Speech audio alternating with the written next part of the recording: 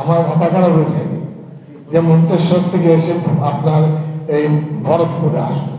মুর্শিদাবাদকে ভালোবাসে, ভরতপুরকে ভালোবাসে। আমার মাথা আল্লাহ ঠিক রেখেছেন, আমি মন্তেশ্বরে আছি। দল যদি আপনাকে দেয় কি প্রার্থী হবেন না? না, হবে না। সাম্প্রদায়িক সম্প্রীতি রক্ষার্থে রবিবার জমেতা উলেমা হিন্দের রাজ্য সভাপতি তথা রাজ্যের গ্রন্থাগার মন্ত্রী সিদ্দিকুল্লাহ চৌধুরী সাংগঠনিক সদস্যদের রুদ্ধদ্বার বৈঠক করলেন।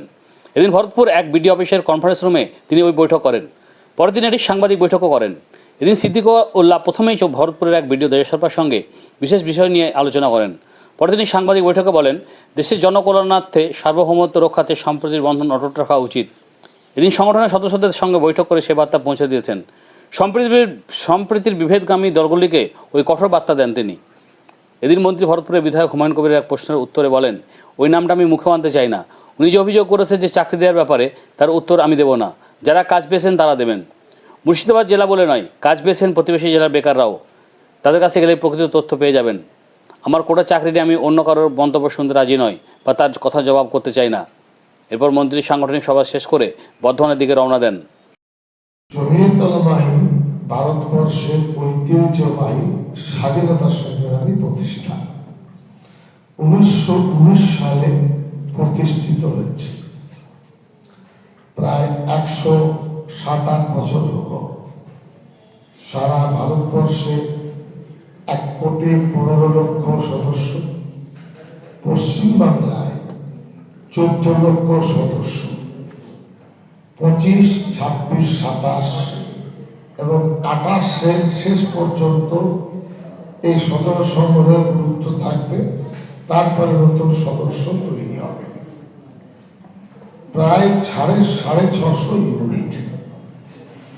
জমিয়ত উলামা হিন্দের কাজ হল মুসলমান সমাজের মধ্যে ধর্মীয় চেতনা, দায়িত্ব, কোরআন হাদিসের হুকুম মেনে নিজে চলা, সমাজকে প্রতিষ্ঠিত করা।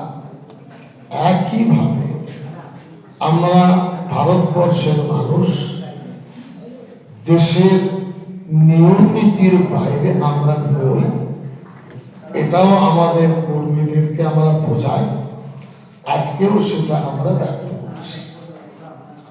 সারা ভারতবর্ষ বটে, পশ্চিম বাংলায়ও সাম্প্রদায়িক শক্তি একটা বিভেদ তৈরি করার চেষ্টা করছে।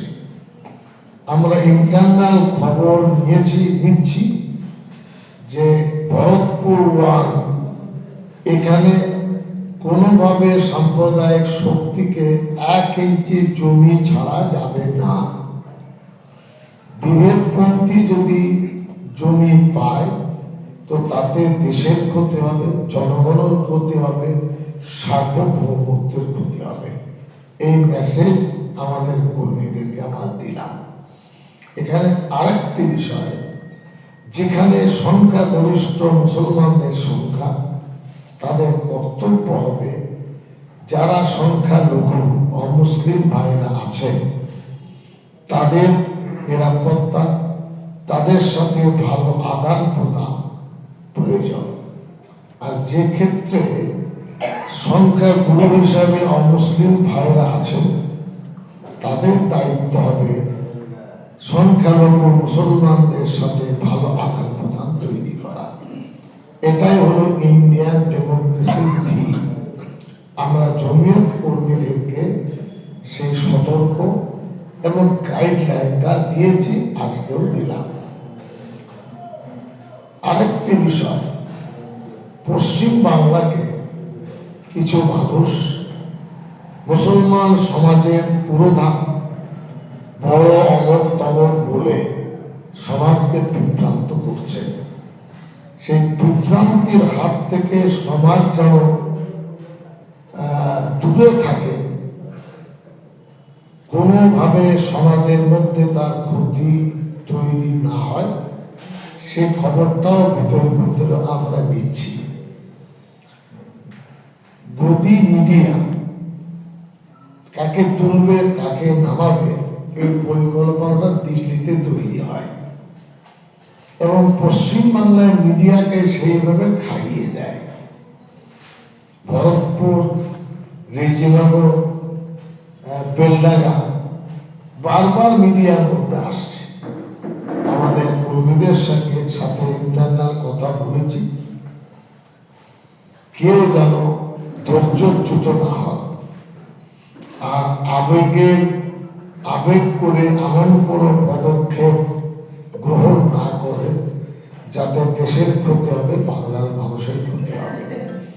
আমরা বাংলার মানুষ, আমি তো একটি দলে, টিএমসি দলে আছি।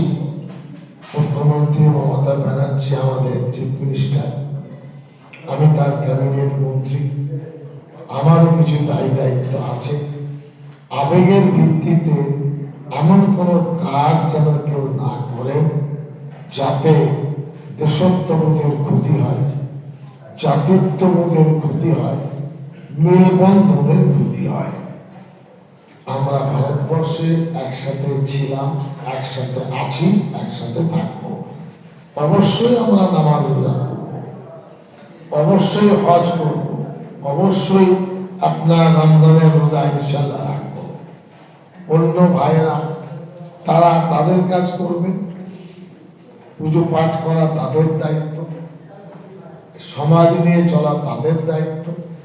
আমরাও স্বাধীনভাবে সে ধর্মকর্ম করব, কিন্তু তার মানে এই নয় কারোর ঘাড়ে নিঃশ্বাস ফেলব। এই সম্প্রীতির বার্তা আমরা কর্মীদের কাছে দিতে চলেছি। আগামী 19 তারিখে রমজান মুবারক, 18 তারিখে ইনশাআল্লাহ সেহরি খেতে হবে।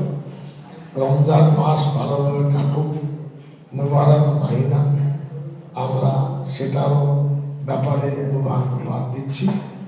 জমিয়তুল মুহিন্দের সংগঠন দুনিয়ার কথাও ভাবে, আখিরাতের কথাও ভাবে এবং সুষ্ঠু অবস্থায় আমরা চলতে পারি, মাথা তুলে থাকতে পারি, এটা আমাদের কর্তব্য।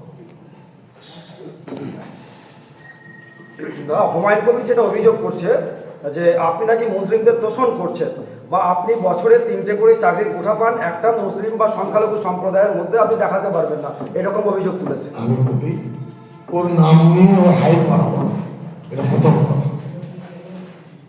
আমি কম হলো এ পর্যন্ত অনেকগুলো চাকরি দিয়েছি।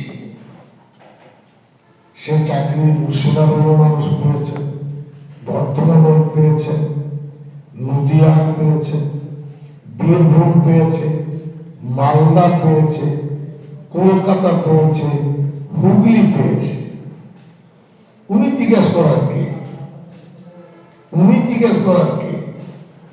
এইভাবে আমাদের মতন মানুষকে অ্যাটাক করে কিছু পাওয়া যাবে না। আমাদের ঘাড় চামড়া খুব শক্ত জায়গায় আমরা আছি। ওই ছেলেদের কথা বলি না, আমরা যা বলি কংক্রিট। কেউ বললে ভালোভাবে বলবেন, ক্ষমতা থাকে বসবেন।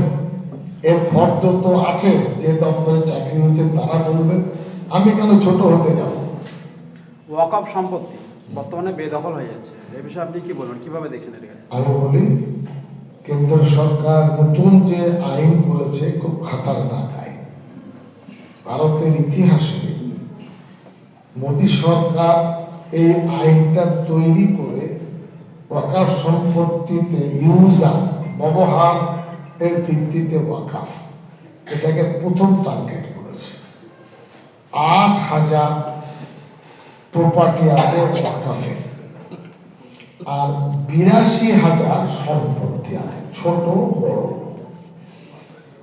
পশ্চিমবঙ্গের ওয়াকফ বোর্ড ইতিমধ্যে কেন্দ্রের নির্ধারিত উম্মির পোর্টাল ওয়াকফ বোর্ডের মাধ্যমে তারা উম্মির পোর্টালে লিপিবদ্ধ করছে।